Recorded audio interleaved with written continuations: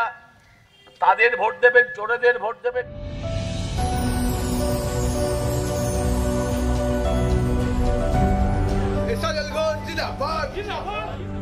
আপনারা সন্তোষমিত্র স্কয়ারে এসে উপস্থিত হন।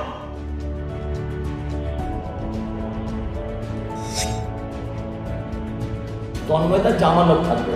যারা বলছে লক্ষ্মীর ভান্ডার দিয়েছি তাই আমাদের ভোট দাও, তাদের শরীরে তো মোদিজি ভ্যাকসিন ঘুরছে। দেবতলা পার্কের পুজোয় রাম মন্দির, অমিত শাহের একমাত্র পুজোর উদ্বোধন, এছাড়াও বিভিন্ন রাজনৈতিক কারণে সবসময় খবরের শিরোনামে থেকেছেন বিজেপির এই কাউন্সিলর। লোকসভা ভোটের উত্তাপে যে দুই বিধানসভা উপনির্বাচন প্রায় খানিকটা ব্যাকফুটে চলে গেছে, সেখানেও প্রার্থী হিসেবে ফ্রন্টফুটেই খেলছেন তিনি। আজ জি24 ঘন্টা ডিজিটালের সঙ্গে রয়েছেন বরানগরের বিধানসভা উপনির্বাচনে বিজেপির প্রার্থী সজল ঘোষ। সজলদা, আপনাকে জি24 ঘন্টা ডিজিটালে স্বাগত। আমি শুরুতেই যে প্রশ্নটা আপনার কাছে রাখবো সেটা হচ্ছে, আপনি বেশ কিছুদিন ধরেই বরানগরের প্রচার শুরু করে দিয়েছেন। বরানগর কি বলছে? বিজেপি কি জিতছে? 100% বলছেন, কিন্তু আজকে বলছি 4 তারিখে দেখা। বেশ, কিন্তু সংবাদ মাধ্যমের লেন্সে যদি আমি দেখি, আপনার প্রচার যে খুব বেশি মসৃণ হয়েছে তা নয়। কেননা কিছুদিন আগেই একটা খবর বেরিয়েছিল যে কোনো একজনের সঙ্গে আপনার একটা অল্টারকেশন হয়েছে বা কিছু। কি মনে হচ্ছে, এর প্রভাব কি ভোট বাক্সে কোনোভাবে পড়তে পারে? হ্যাঁ, নিশ্চয়ই পড়বে, নিশ্চয়ই পড়বে, ভীষণভাবে পজিটিভলি পড়বে। আচ্ছা, কিন্তু আমি একটা জায়গায় প্রচার করতে এসেছি। আমি এমন নয় যে আমি পাকিস্তানের নাগরিক। আমি একজন ভারতীয়, আমি একজন বাঙালি, আমি একজন বাংলার নাগরিক, আমি এই অঞ্চলের প্রার্থী। আমি প্রচার করতে এসে যদি বারবার বাধার সামনে পড়ি, তাহলে বুঝতে হবে বিরোধীরা কোথাও ভয় পেয়েছে। তাহলে সেটা নেগেটিভ পড়বে কেন? সেটা নিশ্চয়ই পজিটিভ পড়বে। আর যারা আমায় বাধা দিচ্ছে তারা এলাকার সব রেপুটেড তোলাবাজ, রেজিস্টার্ড তোলাবাজ। কিছুদিন আগে যে একটা খবর বেরিয়েছে যে আপনি প্রচারে যাচ্ছিলেন, সেই সময় একজন মহিলা আপনাকে প্রশ্ন করেছেন যে কেন আপনাকে ভোট দেওয়া হবে, যেখানে দিদির কাছে লক্ষ্মীর ভান্ডার পাওয়া যাচ্ছে, অন্যান্য যে আপনি তার উত্তর দিয়েছেন। সেখানে এই ধরনের জিনিসগুলো যে মানুষ বলছে, না, ওটা মহিলা নয়, সাধারণ মহিলা না। উনি ওইখানে ওই অঞ্চলের মহিলা তৃণমূল কংগ্রেসের সভানেত্রী। হ্যাঁ, তো এই সমস্ত বিষয়ের উপর ভোট হয় না, এই সমস্ত বিষয়ের উপর ভোট হয় না। বহু জায়গায় আমাদের প্রার্থীদের উপর হামলাও হয়েছে। তার মানে কি এখানে জনগণ হামলা করছে নাকি? এটা কি জনগণের প্রশ্ন নাকি? এতে ভোটে এফেক্ট হবে কেন? বরঞ্চ তাদের ক্যারেক্টারগুলো পাবলিকলি আসছে, এর রিয়াকশন এরা আরো 2-4টে করলে আমি খুশি হব। হচ্ছে না কদিন ধরে, আমার খুব আফসোস মনে হয়। আচ্ছা, বরানগর আসনে এককালে লড়তেন জ্যোতি বসুর মতন প্রার্থী। বেশ, এখন তন্ময়দা লড়ছে। হ্যাঁ, এখন তন্ময়দা, জ্যোতিবাবুর পরে এই বামফ্রন্টের সবচেয়ে বড় নেতার নাম তন্ময়দা। উনি কিন্তু নিজেকে ভূমিপুত্র বলে প্রচার শুরু করেছেন। যেদিন ওনার নাম অ্যানাউন্স হয়েছে, উনি কিন্তু বলছেন আমি বরানগরের ভূমিপুত্র। আসলে এটা ওনাদের দলের ভেতরের গন্ডগোল। উনি বলছেন সুজন চক্রবর্তীকে ভোট দিও না, সুজন চক্রবর্তী বহিরাগত। কিন্তু উনি তো সুজন চক্রবর্তী লোকসভার প্রার্থী। তাতে কি হয়েছে? ওর ভূমিপুত্র নয়, উনি তো ভূমিপুত্র নয়। এই জ্যোতিবাবুর নাম বললেন, জ্যোতিবাবুকে ভূমিহারা, এটা উনি বলছেন, আমি বলছি না। জ্যোতিবাবু যে ছিন্নমূল ছিলেন, এখানে ভূমিহারা ছিলেন, ভূমিপুত্র নয়। হ্যাঁ, ভূমির সৎ ছেলে, এটা কে বলছে? আমি বলছি না, তন্ময়বাবু বলছে। আমি আপনাকে একটা কথা বলি, তন্ময়বাবু এর আগে যখন উত্তর দমদমে নির্বাচনে লড়েছিলেন, একবার জিতেও ছিলেন, একবার হেরেও ছিলেন। সেখানে উনি ভূমিপুত্র ছিলেন না। তাহলে সেখানে গিয়ে উনি কি করেছেন? তন্ময়দার জামানত থাকবে না বলছেন। আমি যদি বললাম যদি তন্ময়দার জামানত থাকে, আপনি আমার বলবেন। এটা হচ্ছে তৃণমূল আর সিপিএম এর সেটিং। অনেক ক্ষেত্রে তো আবার বিজেপি সিপিএম এর সেটিং এর তত্ত্ব নিয়ে আসছে। আমি আপনাকে বুঝিয়ে বলছি। আমি প্রথমে লোকসভা দিয়ে শুরু করছি। আমি আপনাকে বলুন, সুজন বাবুর যতটুকু চাষবাস আছে, যতটুকু জমিতে উনি এখন চাষ করেন, টপসেবল যাই হোক না কেন, সেটা কোথায় করেন? ততটুকু চাষবাস ওনার যাদবপুর। যাদবপুরের বাইরে আর টিভি চ্যানেলের পর্দা ছাড়া ওনার রাজনৈতিক অস্তিত্ব কোথাও নেই। যতটুকু থাকতে পারে সেটা যাদবপুর। উনি যাদবপুরে বিধানসভায় জিতেছিলেন, যাদবপুরের লোকসভায় জিতেছিলেন। নিজের চেনা মাঠ, চেনা মাটি সব ছেড়ে উনি কেন দমদমে এলেন? আপনি কখনো ভেবেছেন?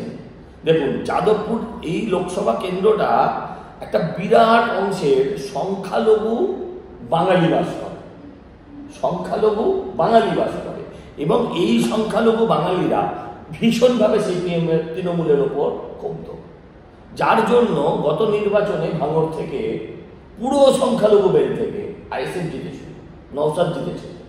এবারে ওখানে যদি একটা শক্তপোক্ত পরিচিত মুখ, শক্তপোক্ত বলা ভুল হবে, একটা পরিচিত রেজিস্টার্ড পলিটিশিয়ান, একটা পরিচিত মুখ সিপিএমের যদি থাকতো, এই সংখ্যালঘু মুসলিম ভোট ব্যাংকটা যারা বাঙালি তারা ঢেলে সিপিএমকে ভোট দিয়ে দিত।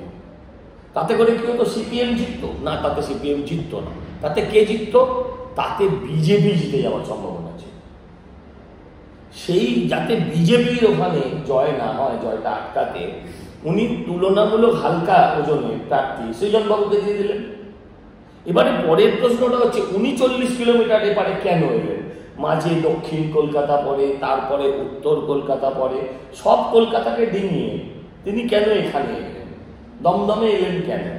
গতবার এখান থেকে আমাদের প্রার্থী হেরেছিলেন কারণ সিপিএম প্রার্থী এখান থেকে প্রায় 1.5 লক্ষ ভোট টেনে দিয়েছিলেন। এই যে 1.5 লক্ষ ভোট 19 সালে, এই 1.5 লক্ষ ভোট ওনারা টেনে দেওয়ার ফলে 53,000 ভোটে আমাদের শ্রমিক মোর্চা হেরে গেছে।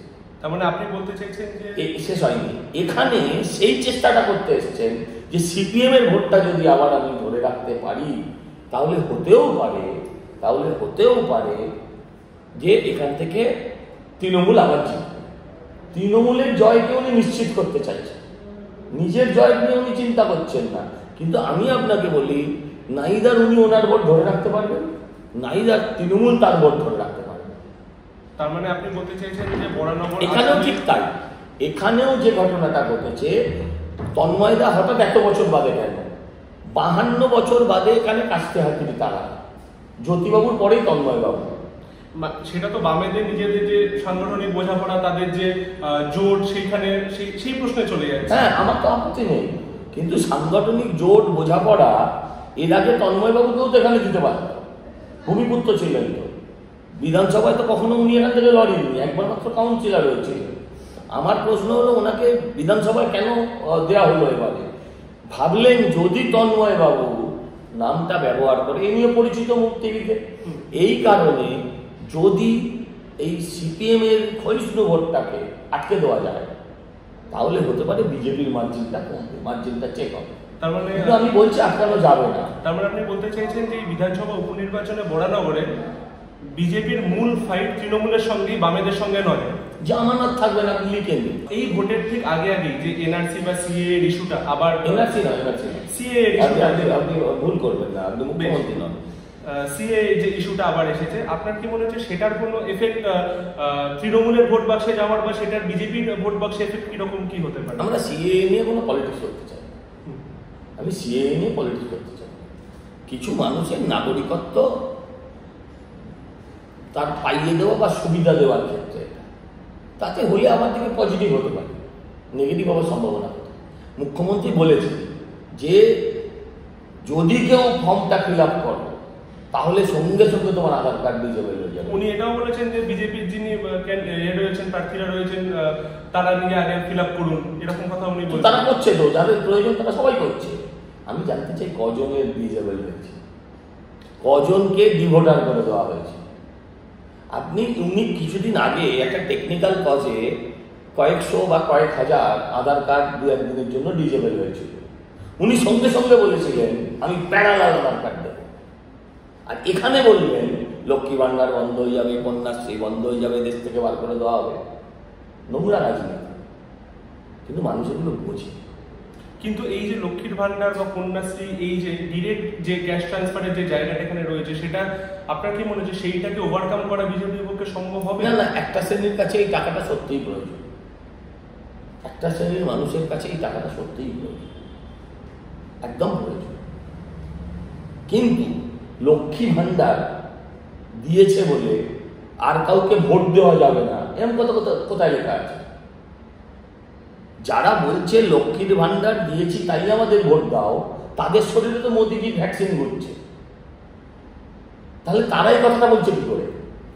ওরা যেমন লক্ষ্মী ভান্ডারের ছবি আঁকছে, আমরাও তো ইঞ্জেকশনের মিডিল আঁকতে পারতাম। এটা কুণাল ঘোষ কিছুদিন আগেই, কুণাল ঘোষ দেখুন, আমি আবার একটু কথা প্রচারে বেরোবো, সোজ কিছু বলুন না।